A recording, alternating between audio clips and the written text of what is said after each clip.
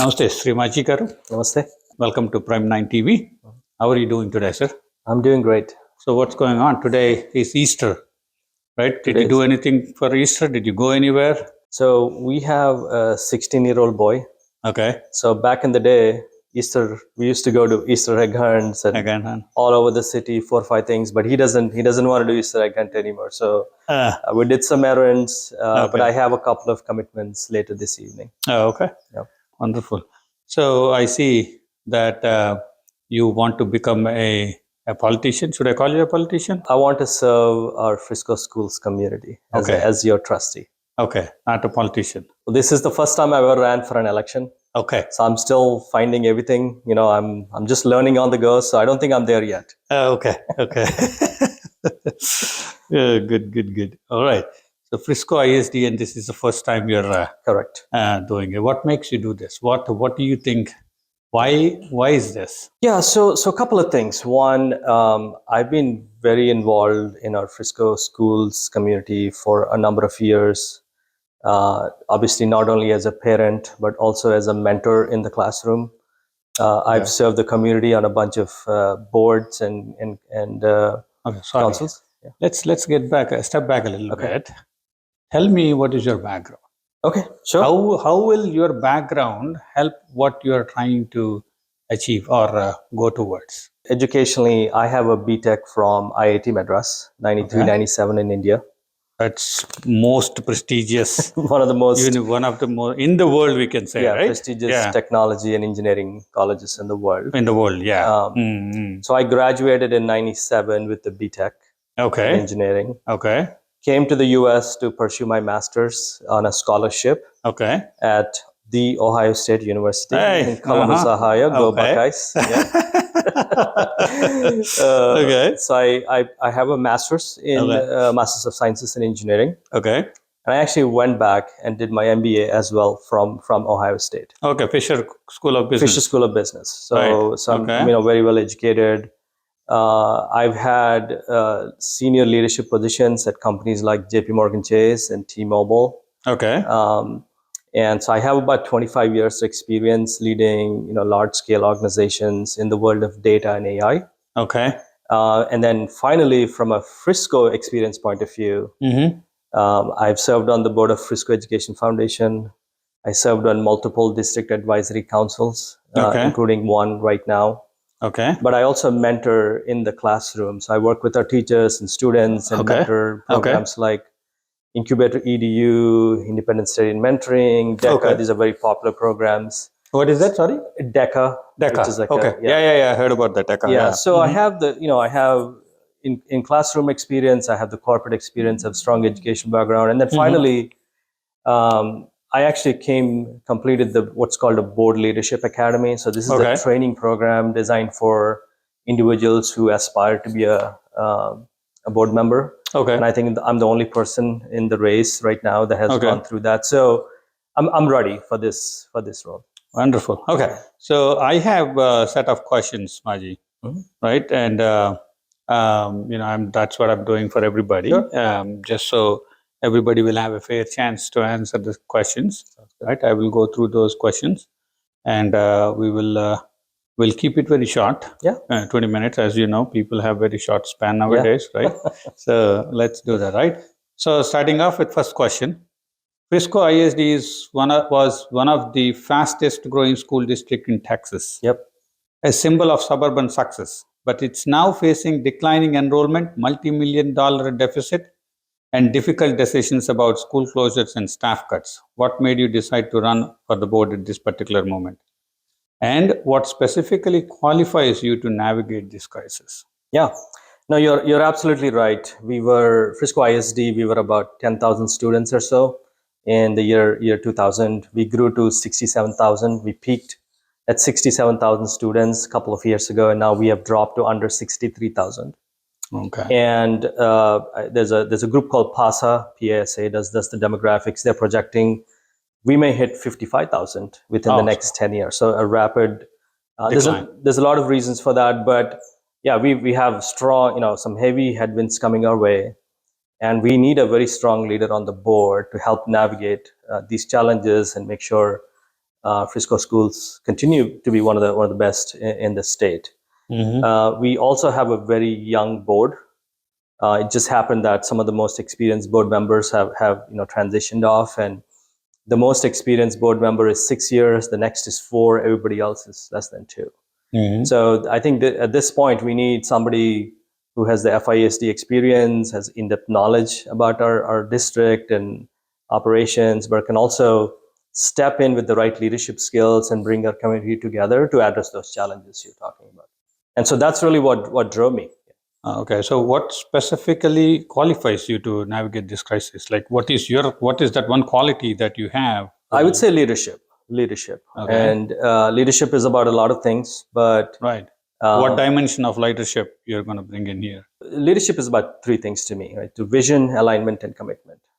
Vision is the easy part. Like, everybody can come up with priorities, but how do you make sure all the stakeholders, you can align them and then make sure you get the commitment? And so that's what I bring. The direction, alignment, commitment part is what I bring.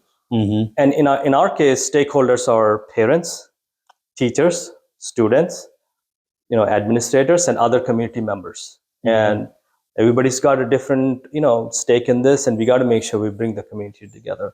Okay. So you said you have done MBA also. Yes. And then you have had a leadership roles in big companies, T-Mobile corporate and companies, JP Morgan right? Chase. Yeah. Are you going to bring any of those experiences into this? Absolutely. So as a leader, especially at a large company, you have to influence change. Okay. Now, when things are going great, you probably don't need to do that too much because everybody is brought in and success is happening. Define. But when you hit some headwinds, you start seeing some failures, if I were to say that. That's when you see people start wavering. The commitment part starts wavering. So in the corporate framework, I call this influencing. How do you convince everybody involved to make sure we go in the same direction? That's the best outcome for everybody involved. Gotcha. Yeah. Yeah. My follow-up questions will also circle around that. Sounds good. So watch for it. Okay? Yeah, I love it. I love that part. Yeah. Next question. Yeah. Frisco ISD is starting at projected $28.6 million deficit for 2026 and 27. Yep. The district is considering closing Staley Middle School. Yep. And eliminating over 170 teaching positions. Yep. As a board member, how would you vote on these specific measures? And what alternatives, if any, have you seriously considered that the district may not be pursuing? Yeah. So, good news. There was a budget workshop on Thursday, and I attended that in person. And the district spent a lot of time addressing that 28 odd million deficit. And at this point, they have plans to address that deficit. One is a combination of the teacher attrition that you are talking about. So there's about 170 positions. They're just not going to backfill. Okay. So we're not laying off teachers. We're not eliminating positions. But there's about 170, across elementary, middle, and others that they're not going to backfill. Right. So it's natural attrition. Okay, these are natural attrition. And the reason for that is, as we are losing students, we also don't need as many teachers. Right. Okay. So that's the good news.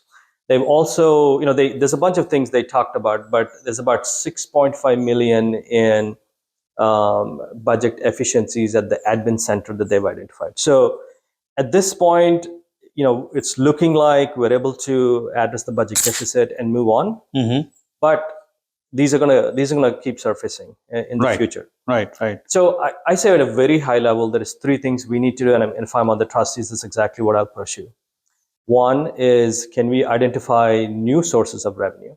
And there are programs like Access Frisco, Frisco Flex. If you have heard, we are expanding Frisco ISD to outside of Frisco through virtual and other options. Oh, okay, through virtual classes. Okay. Yeah, and then if as we bring in more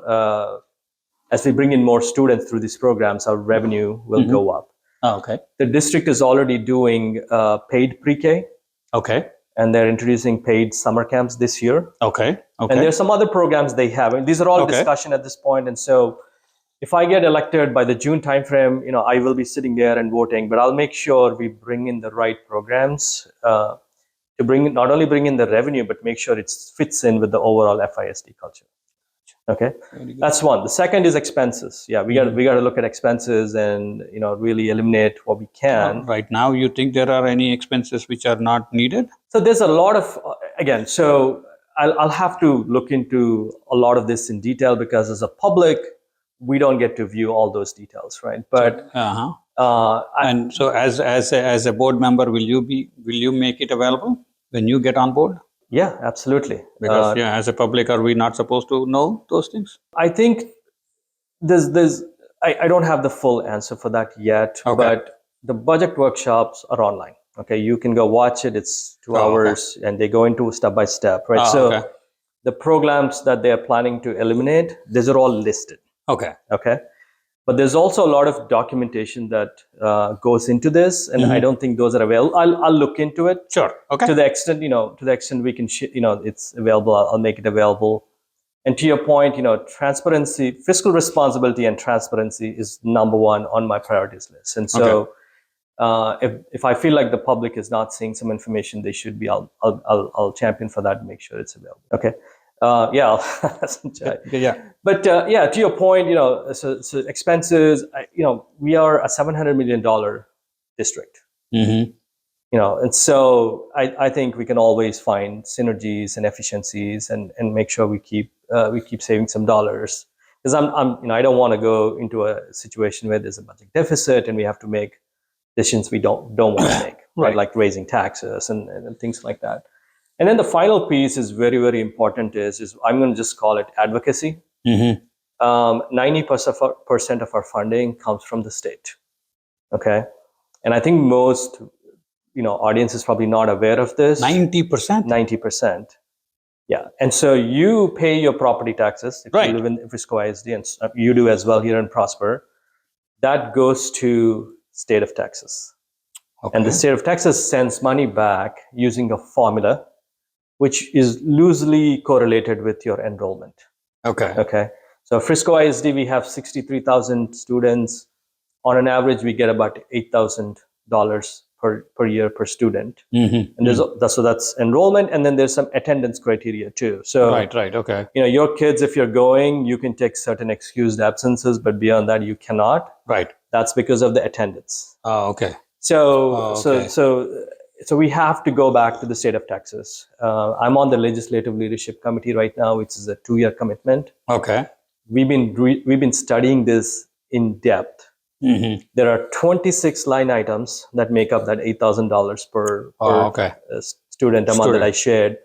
And as a committee, we're at a point where we're starting to say, what do we want to go back and advocate with the state of Texas? And like special education is underfunded right now. Safety is underfunded.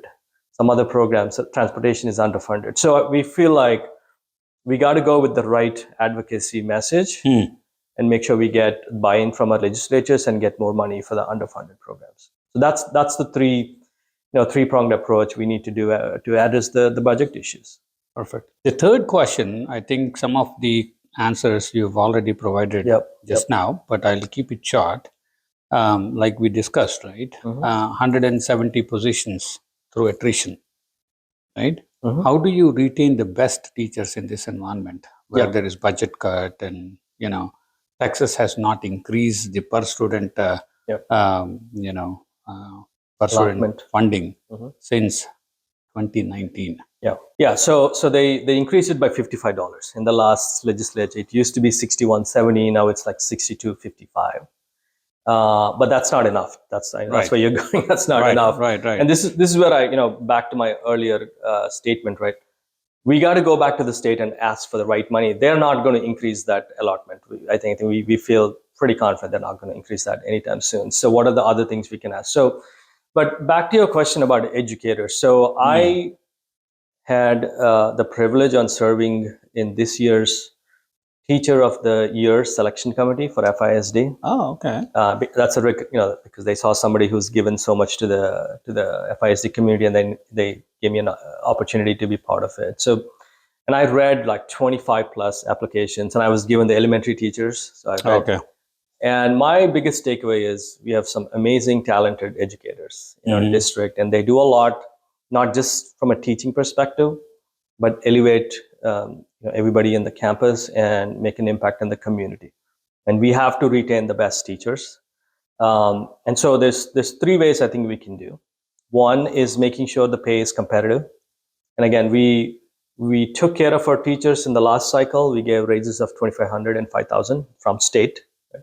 And so we need to make sure the pay remains competitive and in line with what's going on. So today it is not? It depends who you ask, but our teacher salary is not good enough to live in the city of Frisco.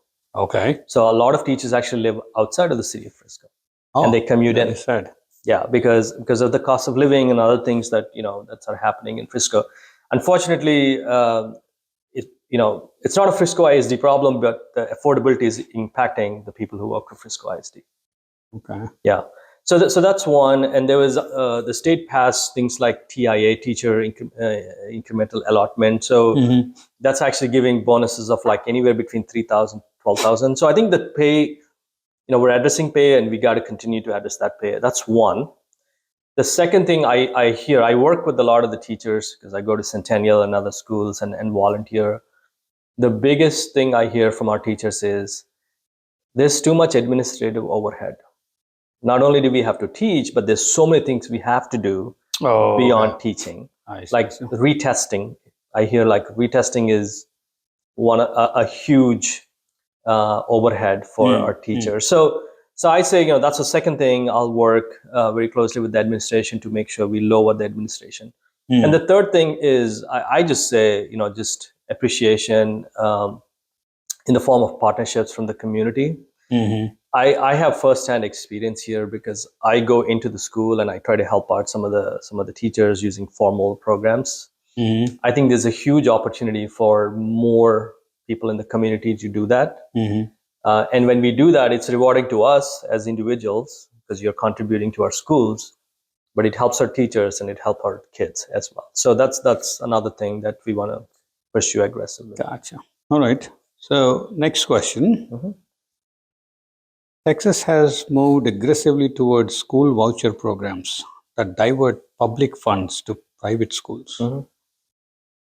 Some believe this is accelerating Frisco ISD's enrollment decline. Where do you personally stand on vouchers? Yeah. And how would you fight for public school funding as a board member? Yeah. So that state law has passed, and you could apply for educational savings accounts, is what they call. So parents in the state of Texas can apply. They can get $10,400 towards non-public education, so private or other education. Well, is that what it is called? Vouchers means that is a voucher. Correct. Oh, okay. Correct. Yeah. So it's called as vouchers, but it's really, the state calls it educational savings accounts. Oh, okay. And basically, if you're sending your kid to private school, you can apply, and there's an eligibility criteria, and there's limited money available right now. Okay. But you could qualify for $10,400, I think, approximately per year. Okay. So that law is passed. So, as a trustee, we have to abide by the laws that are passed by the state government. I was actually just watching, there was a news video a couple of days ago, CBS Texas, and somebody was analyzing and saying like 77% of that money is going to kids already in private schools. Private schools. Oh, okay. So we'll know because the application has started, I think. So we'll know by the end of this school year how many kids are making avail of it, how many are leaving. So we don't have full data, but... Okay, so I want to dig in a little bit deeper into it. Yeah. So somebody said 77% of the money is already going to the kids who are already in private schools. Correct. But this fund is supposed to go to people who are pursuing to be in the private school? No. Or so today, if you have a child going to the private schools, you're not getting any money from the state. Okay. But now you can apply and get that $10,400 going forward. Okay. So what I'm saying is, so I think you asked the questions, are students leaving public schools and private schools? Correct. I don't think the data so far supports that. Looks like 77% of that is already going to the students who are going to private schools already. Oh, okay, but I'm saying we need some more time. I think by the end of the year, we'll get more data. We can look at it. Okay. We'll have to see if, isn't that a waste of money from the taxpayers' money? Like, why is government, I mean, I understand it is a law passed by Correct. state government, Correct. and I respect that, Yeah. but, just for a debate purpose, right? Yeah. If I want to send my son to a private school, what could be the reason that I am not pursuing public and instead private? And if I'm doing it, either A, I am wealthy enough to pay for the private school where I don't need the state government grant. B, what should be the other criteria that I am looking for the private school? Yeah, so this is all about school choice. And this is, spearheaded by the governor of Texas for a number of years. And it failed for a number of years going through the Texas House, and it finally passed in the last legislature. Okay. Again, I think I guess the philosophy is, if you're a parent and you want to choose to go to private school or even homeschool for whatever reason, you should have access to some public education dollars. That's the philosophy. Right. And the law reflects that. Okay. And it was championed by, like I said, some of the big players in the Texas. But a lot of people opposed it, but the law passed. Okay, I think there's two learnings for me from that. Okay. This goes back to what I was saying earlier, the influencing part. Right. Because I think people who opposed it said no, and no means no. Right. And well, that was not a winning strategy, right? Because if you think of Texas, we have big cities, like the Dallas metropolitan area and others. You have a lot of small rural, villages and towns. Correct. And there are representatives from all over Texas. And so our strategy probably resonated with some of those, but did not resonate with. So this is to me the part of advocacy and influencing that we need on the board. And if we want good things to happen for FISD, we're going to maximize the dollars we send to Texas. I think we need a strong advocacy on the board, and that's what I'll bring. All right. The other question I have is academic excellence and gifted program. Frisco ISD has been a top performer academically with strong gifted and talented AP and dual enrollment programs that attract families to the city.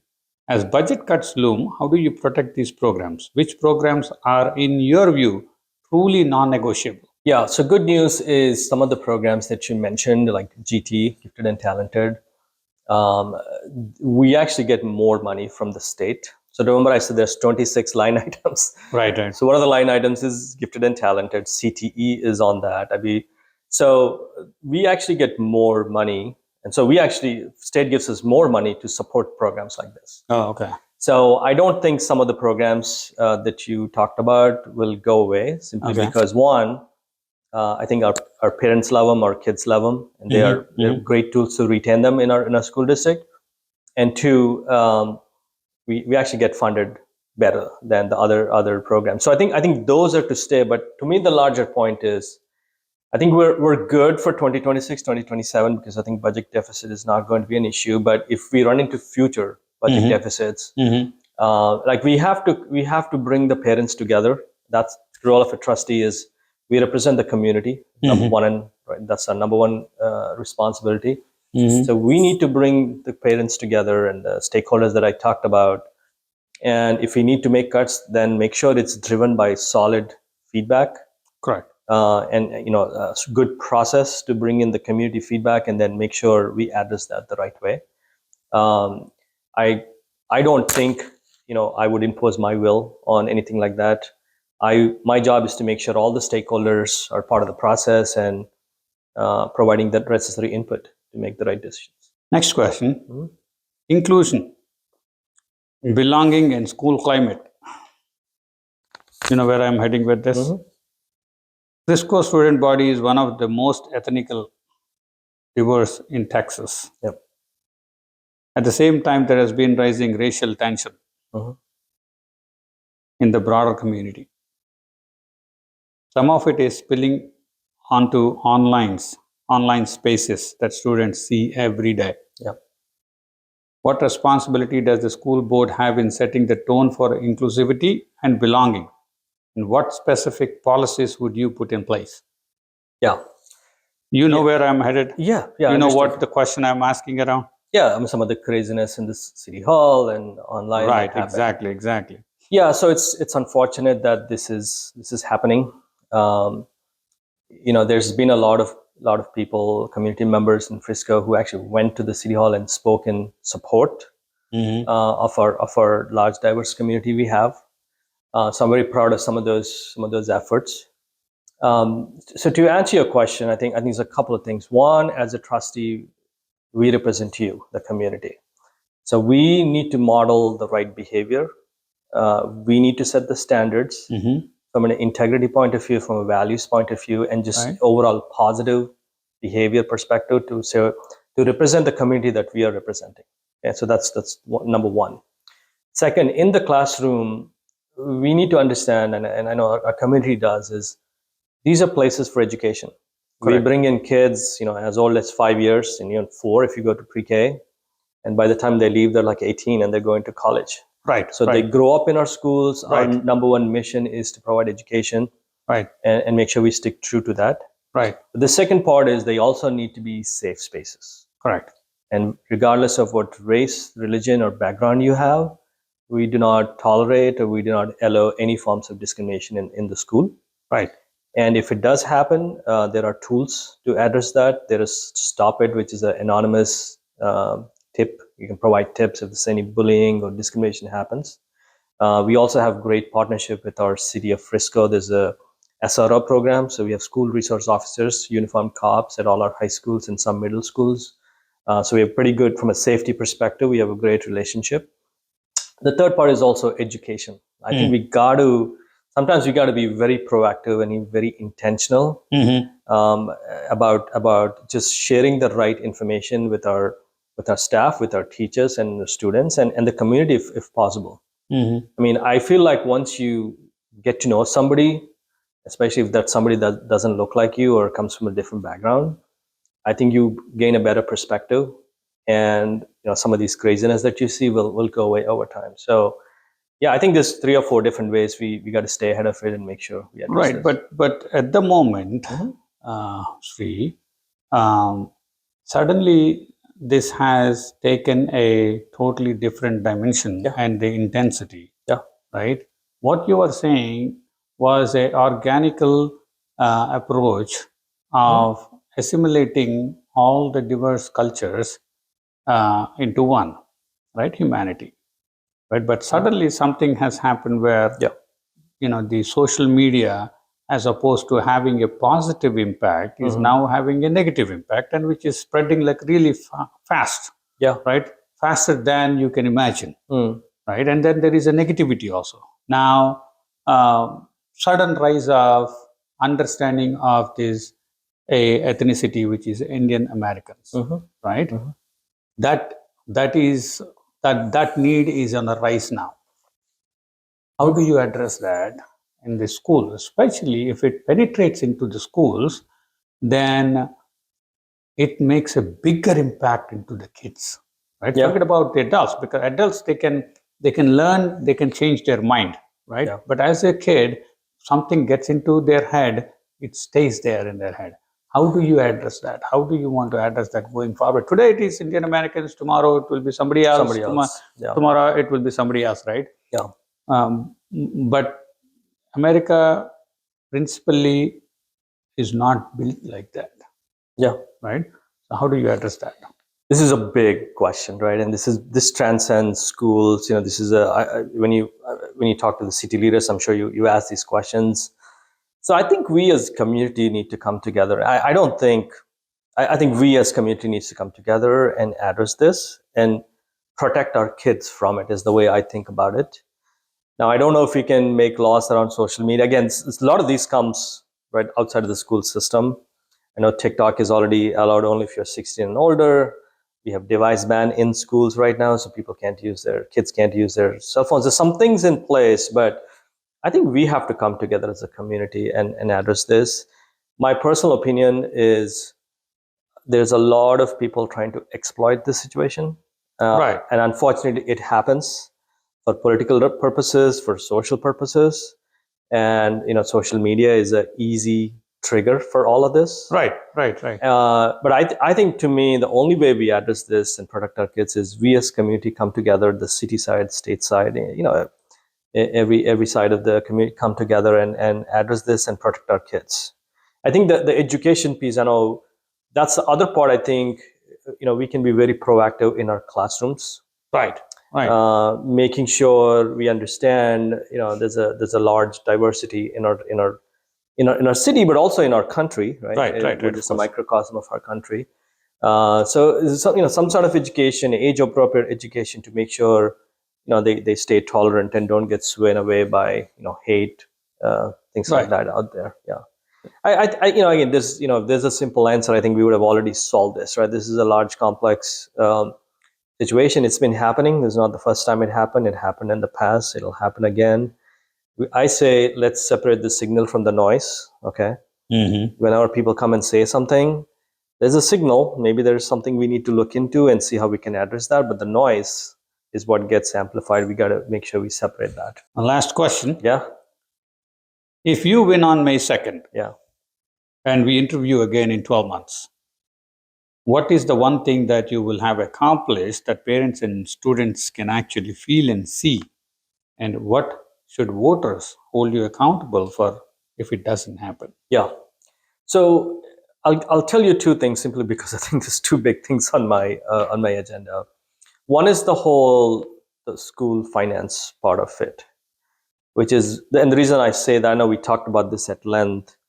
I think a year from now, if I get trustee a year from now, I want to make sure not only we have addressed the 2026, 2027 budget challenges, but also we've addressed the next 2 to 3 years. So I want to do more of a long-term planning here rather than year-by-year piecemeal approach. So as your trustee, I want to make sure we've not only addressed issues today, but also have some sort of a long-term plan to address them. The second thing is I want to champion is the whole community engagement piece I touched upon. But I truly believe there's a huge opportunity for people in the community to do a lot more and contribute positively to our schools, our educators, and our children. I've done this just on my own. I've done this when I was with companies like T-Mobile, like we used to go. I think there's a huge untapped potential in the city of Frisco, especially. I know this, because I see it. I see it firsthand. In a week from now, I'll be at one of the schools, and a bunch of kids are going to do final presentations on some startups that they've come up with through a program called Incubator. And there's a district one coming up in a couple of days after that. So, but when you go to those events, there's just not a lot of involvement, because I don't think the community really knows. Right. So I think that's a huge untapped potential. I think it's going to be a very gratifying, fulfilling thing for the community to be part of it. But it's going to help our educators and help our students tremendously. So that's the other thing. Yeah. Perfect. So elections are April 20th, 20 to April 28th. And then the final day is on May 2nd. Correct. So May 2nd is the election day. Right. And you'll be voting for mayor, you'll be voting for council, and you'll be voting for Sree Majji for place 5, FISD place 5. Place 5. But I actually ask you to vote even before that. Vote between April 20 and 28. That's early voting. You just walk right in and vote for me, and then walk right out. It's simple. So I strongly urge you to do it during early voting and not wait till May 2nd. But we'll know the results May 2nd night. All right. Yep. Thank you very much, Majji. Yeah. Thanks a lot, and God bless you. Good luck with the elections. Hope we will see you in place 4. Place 5. Place 5. Sorry. Place 5. Representing the school. Absolutely. And thank you, Shiva, for having me and doing this service to our community. It's important. We get, we share what's going on with as many people in the community as possible, so that they can make the right decision, informed decision. Yes, sir. That's been my quest. Yeah. All right. Thank you so much. Thank you.